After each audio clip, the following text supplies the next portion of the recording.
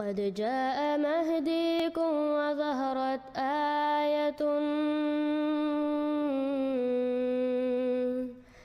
فاسعوا بصدق القلب يا فتياني.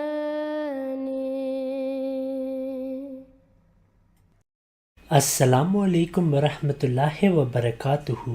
इस वीडियो में हम सदाकत हज़रत अहमद अलैहिस्सलाम के लिए एक और दलील पेश करेंगे और वो है हज़रत मसीह मौद अलैहिस्सलाम का दूसरे उलमा को मुबाहला का चैलेंज। அன்பிற்குரிய சகோதரர்களே, அஸ்ஸலாமு அலைக்கும் வரஹ்மத்துல்லாஹி வபரகாத்துஹு. இந்த காணொளியில் நாம் ஹசரத் அஹ்மத் அலி இஸ்லாம் அவர்களுடைய உண்மைக்கான மற்றும் ஒரு சான்றை பார்க்க போகின்றோம். அது அவர்களால் ஆலிம்சாக்களுக்கு விடப்பட்ட முபாஹலா சவாலாகும். திருக்குர்ஆன் கூறும் முபாஹலா என்பது இரு தரப்பினர் ஒரு விவாதத்தில் ஒரு எல்லையை தொட்ட பிறகு இனிமேல் விவாதத்திற்கு இடம் இல்லை என்ற நிலை ஏற்படும் பொழுது, அல்லது ஒரு தரப்பு பிடிவாதமாக பொய்யை பிடித்து கொண்டு சாதிக்கும் பொழுது இறைவனிடமே இந்த விஷயத்தை சமர்ப்பித்து இறைவனுடைய தீர்ப்பை நாடுவதாகும். அண்ணல் நபி ஸல்லல்லாஹு அலைஹி வஸல்லம் அவர்களுடைய காலத்தில் நஜ்ரனில் இருந்து வந்த கிறிஸ்தவ பாதிரிமார்கள் அவர்களுடன் தொடர் விவாதத்தில் ஈடுபட்ட பொழுது ஒரு முடிவு ஏற்படாத நிலை ஏற்பட்ட பொழுது ஹஜ்ரத் நபிகள் நாயகம் ஸல்லல்லாஹு அலைஹி வஸல்லம் அவர்கள் இறைவனுடைய கட்டளையின் அடிப்படையில் அவர்களை முபாஹலா என்னும் சவாலிற்கு, பிரார்த்தனை போட்டிக்கு அழைத்தார்கள். ஆனால் அதனை ஏற்க துணிவில்லாத கிறிஸ்தவ பாதிரியார்கள் வாய் மூடி மௌனித்து தங்கள் இடத்தை காலி செய்துவிட்டு தங்கள் ஊருக்கு திரும்பினார்கள். அவர்கள் சென்ற பிறகு நபிகள் நாயகம் ஸல்லல்லாஹு அலைஹி வஸல்லம் அவர்கள் அந்த பாதிரியார்கள் மட்டும் முபாஹலாவில் பங்கேற்றிருந்தால் ஒரு வருடத்திற்குள் இறைவனால் பிடிக்கப்பட்டு மரணம் அடைந்திருப்பார்கள் என்று கூறினார்கள். இந்த முபாஹலா குறித்து சொல்லும் வசனத்தை இப்பொழுது காண்போம்.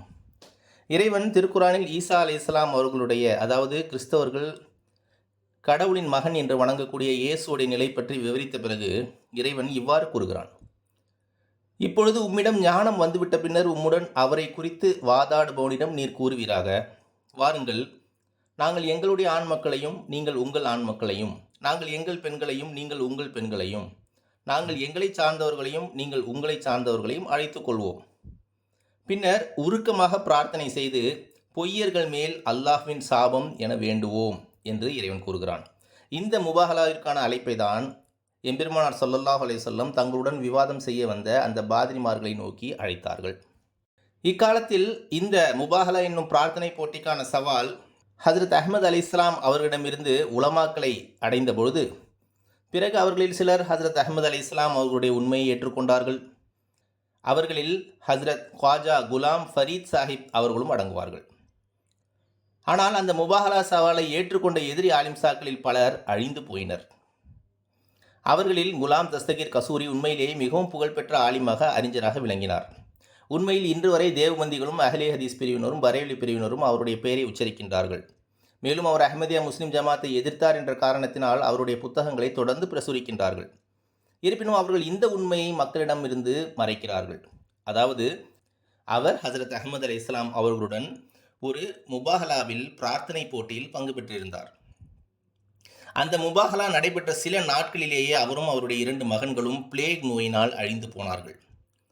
ஹஜ்ரத் வாக்களிக்கப்பட்ட மசீஹ் அலி இஸ்லாம் அவர்கள் தன்னுடைய புகழ்பெற்ற ஞானமிக்க நூலான ஹக்கீகத்துல் வஹியில் இதனை பற்றி கூறுகிறார்கள்.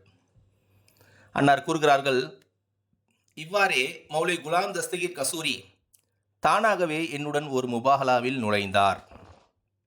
மேலும் அவருடைய புத்தகத்தில் இவ்வாறு பிரார்த்தனை செய்தார்: இறைவன் எவர் பொய்யரோ அவரை கொல்வானாக என்று பிரார்த்தித்தார்.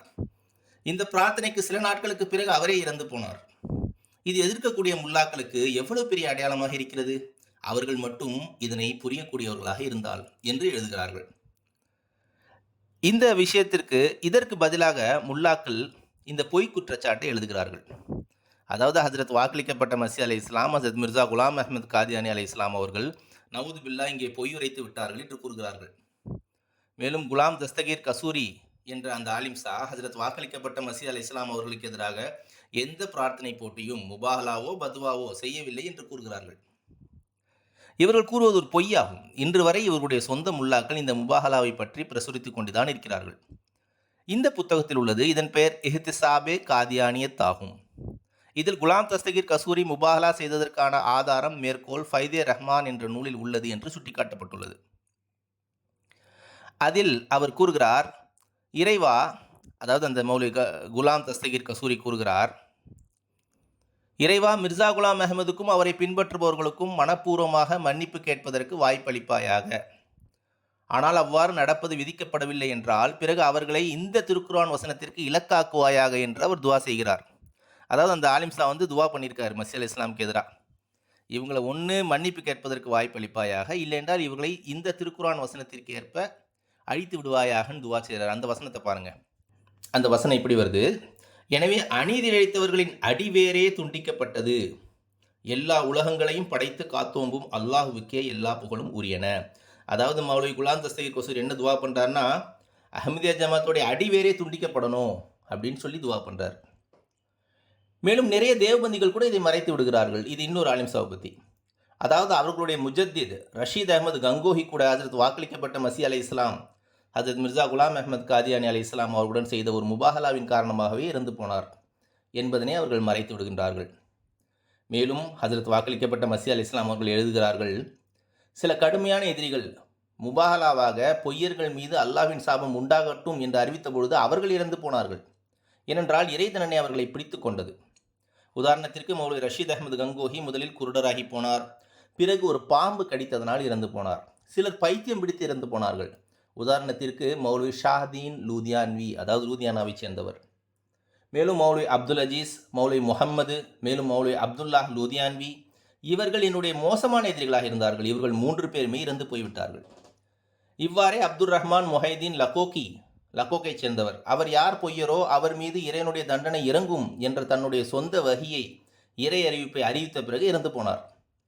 இப்பொழுது சில தேவபந்திகள் பொய் கூறுகிறார்கள். அவர்கள் சொல்கிறார்கள், ரஷீத் அஹமது கங்கோஹி இந்த முபாஹலாவினால் இறக்கவில்லை என்று கூறுகிறார்கள். ஆனால் அல்ஹம்துலில்லாஹ் அதுவும் கூட அவர்களுடைய புத்தகத்திலேயே எழுதப்பட்டுள்ளது. ஜஸாக்கல்லாஹ். அஸ்ஸலாமு அலைக்கும். कि अगरचे एक फर्द भी साथ न रहे और सब छोड़ छाड़ कर अपनी राह लें, तब भी मुझे कुछ खौफ नहीं. मैं जानता हूं कि खुदा ताला मेरे साथ है. मैं जानता हूं कि खुदा ताला मेरे साथ है. मैं जानता हूं कि खुदा ताला मेरे साथ है. अगर मैं पीसा जाऊं और कुचला जाऊं और एक जर्रे से भी हकीर तर हो जाऊं और एक तरफ से इज़ा और गाली और हर एक तरफ से इज़ा और गाली और लानत देखूं, तब भी मैं आखिर फतयाब हूंगा.